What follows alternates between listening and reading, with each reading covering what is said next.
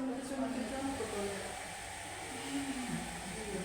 ini kalau nggak murang, melet. Melet. Iya. Ini kan senyum. Assalamualaikum warahmatullahi wabarakatuh. Waalaikumsalam warahmatullahi wabarakatuh. Berdirinya saya di sini akan mempresentasikan laporan PKL saya selama magang 4 bulan di Celtic Indonesia. Sebelumnya izinkan saya untuk memperkenalkan diri. Nama saya Divi Anggraini. Saya lahir di Surabaya tanggal 15 Juli tahun 2008 dan sekarang saya sedang berada di kelas 12 tingkat 1, nomor absen 11. Lalu untuk guru pembimbing saya selama magang yaitu Ibu Sri Winarti. Lanjut. Perkenalan singkat mengenai kelompok saya. Anggota kelompok saya ada 5, yaitu ada Faiza, Aura, Sandra, dan juga Reina. Lalu untuk grup saya ini kebetulan memang kita ada nama grup kelompok yaitu Western People dikarenakan kami adalah orang-orang dari Surabaya Barat.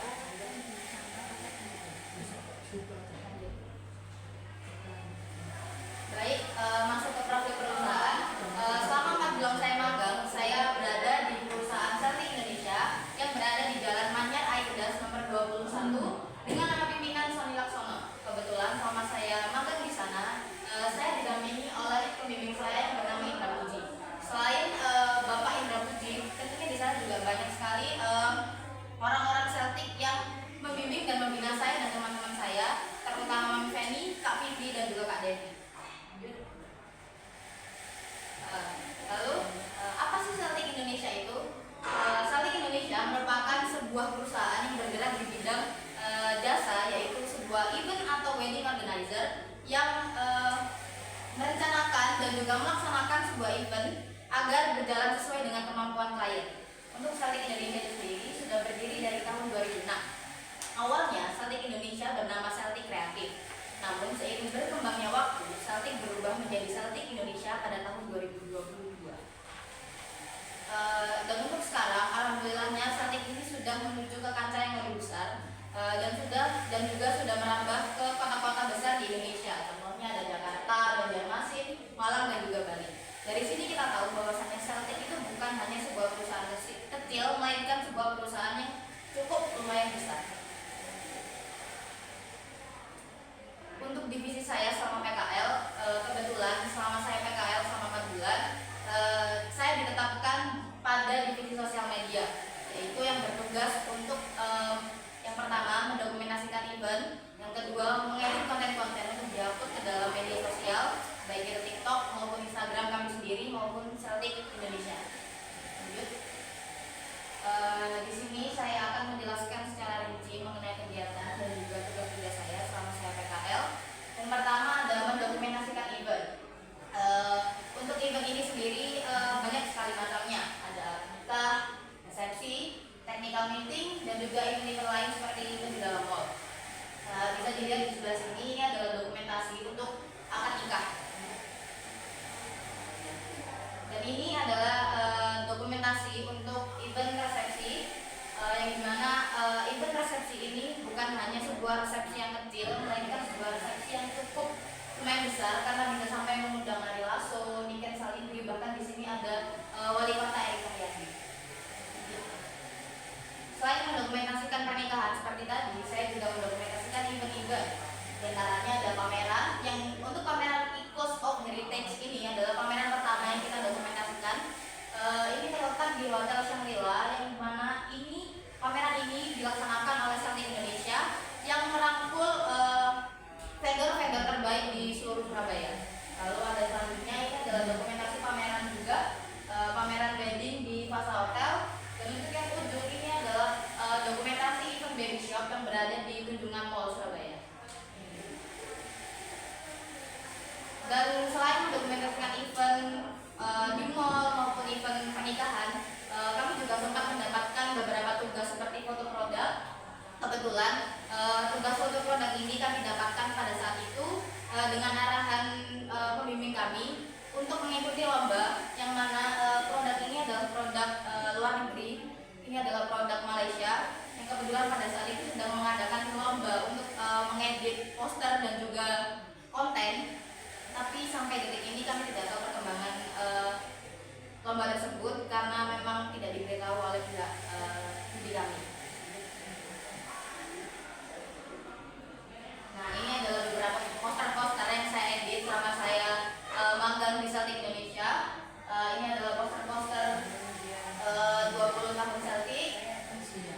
Ini adalah poster invitation untuk wedding, dan juga ini adalah poster seperti yang saya bilang tadi. Ini adalah poster produk yang untuk dilombakan. Dan juga selain poster-poster tersebut, kami juga ada beberapa konten seperti video. Bisa dilihat pada Instagram kami yang kemungkinan ibu berdua sudah mengikuti Instagram kami, bisa dilihat di situ. Ada beberapa konten yang sempat saya dan teman-teman saya edit. Untuk kesimpulan, selama 4 bulan masa magang saya di Celtic Indonesia, alhamdulillahnya saya mendapatkan banyak sekali pelajaran yang bisa diambil di Celtic Indonesia, terutama pada perkembangan soft skill saya seperti public speaking, kepercayaan diri, dan juga keberanian. Dan juga yang sangat paling bersyukur saya dapatkan di Celtic Indonesia ini adalah saya diajarkan untuk menerima dan memberikan kritik. Jadi saya tidak lagi takut untuk memberikan kritik dan juga tidak takut untuk mendengarkan kritik dari orang lain. Lalu untuk saran saya kepada sekolah di tahun selanjutnya, mungkin yang bisa dipersiapkan dari jauh-jauh hari adalah soft skill, karena sangat dibutuhkan di Celtic Indonesia. Yang pertama itu adalah soft skill.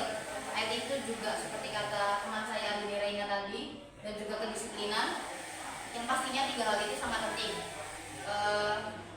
Tapi saya harap 3 hal ini tidak dilupakan oleh teman-teman, karena kan ini menurut saya hal dasar.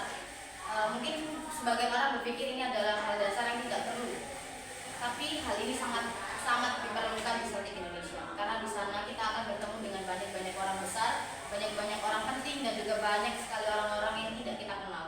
Jadi 3 hal ini sangatlah penting bagi kita jika kita ingin masuk ke dunia wedding organizer ataupun event organizer seperti Celtic Indonesia.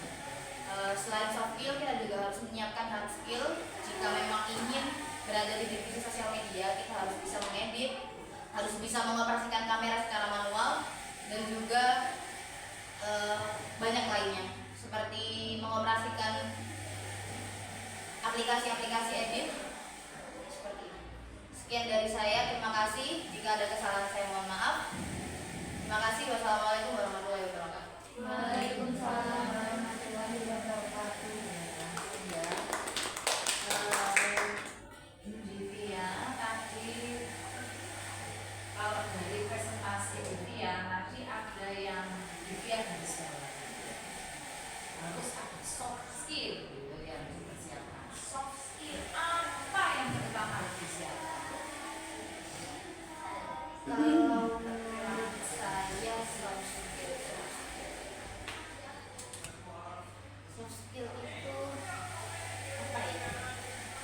Kalau kali-kali soft skill yang mana yang harus dipersiapkan? Pastinya itu tidak bisa disebutkan secara spesifik satu, tapi banyak sekali memang soft skill yang harus disebutkan karena memang sangat dibutuhkan. Tapi yang paling utama adalah kedisiplinan, karena kebetulan mami atau pimpinan di Celtic itu tidak suka orang yang suka terlambat. Jadi kedisiplinan itu sangat penting menurut saya juga di Celtic Indonesia. Yang kedua, tanggung jawab. Seperti halnya pada saat kita mengambil konten, lalu mengedit konten, konten itu bisa dipertanggungjawabkan keasliannya. Jadi konten itu kalau misalnya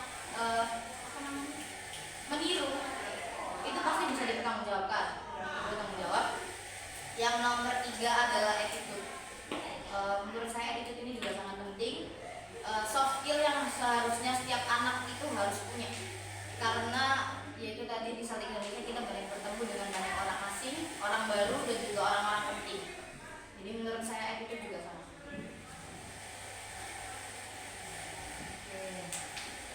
Nah, itu cukup dari saya. Ya. Tadi di medsos ya, sama seperti Aura ya.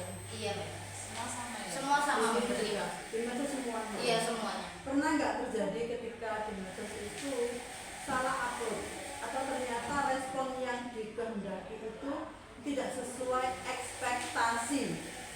Kalau misalnya salah upload, alhamdulillah tidak pernah. Tapi kalau misalnya konten yang diupload itu tidak sesuai dengan ekspektasi kita dari respon pelihatnya itu ada. Waktu itu waktu kita habis event di Diandra itu ada resepsi dan kebetulan di resepsi itu mengundang Ari Lasso dan kita itu kebetulan mengupload konten mengenai Ari Lasso di TikTok kan. Itu lumayan ramai, mungkin lumayan FYP ya di orang-orang dan banyak yang like juga, tapi juga banyak hate komennya karena pada saat itu Ari Lasso itu mungkin sedikit terkena skandal mengenai dirinya sendiri. Jadi komen jahat itu ikut ke konten kita. Jadi banyak orang-orang yang berkomentar jahat di TikTok kita. Tapi pada saat itu karena mungkin kita takut salah langkah, jadi kita memilih untuk tidak merespon. Tapi untuk videonya tetap ada di TikTok. Jadi tapi tidak kita take down. Ya, kenapa kok enggak? Langkahnya apakah itu nanti sarannya begitu? Kalau ada responnya nggak sesuai ekspektasi, itu dilebarkan atau di take down Kalau saya mungkin, kalau saya pribadi menurut saya karena kan itu videonya menguntungkan akun kita, karena kan like-nya banyak dan juga banyak orang yang interact dengan video kita. Jadi menurut saya cukup dibiarkan saja karena kan itu mungkin video juga untuk kenang-kenangan dan yang bersalah kan bukan kita.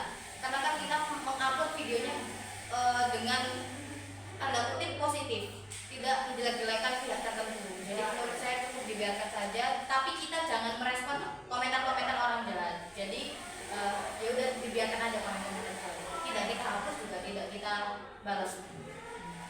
Misalkan terakhir untuk Divya ini punya kelebihan di suara. Jadi karakter suaranya itu tegas dan juga intonasinya bagus. Menggunakan intonasi itu, suaramu itu untuk hal yang positif dan semoga itu bermanfaat di kehidupanmu ya.